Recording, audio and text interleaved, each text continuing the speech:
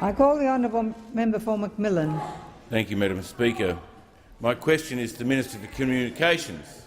Will the Minister update the House on the progress of the National Broadband Network in my home state of Victoria and on steps the government is taking to ensure the network is rolled out sooner, at less cost to the taxpayer and consumers? I call the honourable Minister for Communications. Thank you, Madam Speaker. I thank the honourable member for his question. Madam Speaker, the progress of the NBN in Victoria under those opposite was not just anaemic, it was virtually comatose. Indeed, as of September last year, there were more sightings of Labor leader Daniel Andrews than there were of the NBN.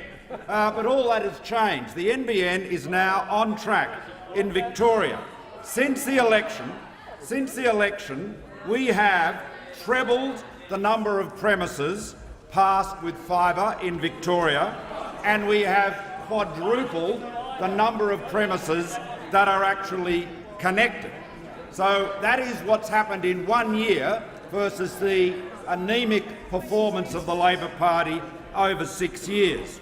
But, Madam Speaker, of most importance in rural and regional Victoria, including the honourable member's seat, is the rollout of the fixed wireless network.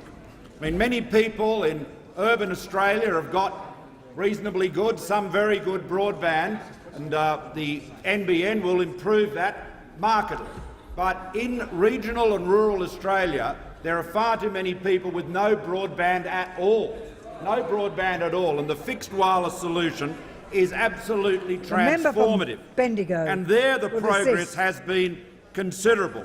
In the honourable member's own seat of Macmillan, we now have fixed wireless services active in areas covering 2,700 premises, with construction underway in areas covering an additional 2,000 premises. And across the state, including in the seats of many of my colleagues here, there is construction going on in areas that cover 19,000 premises right across the state.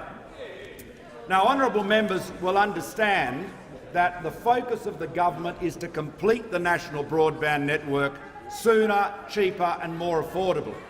And one of the big changes that we are making is obviously not to proceed with an all fibre to the premises rollout in the fixed line areas, but instead to use a mix of technologies, including fibre to the node, including upgrading HFC networks, to ensure everyone gets very fast broadband, but at much less cost.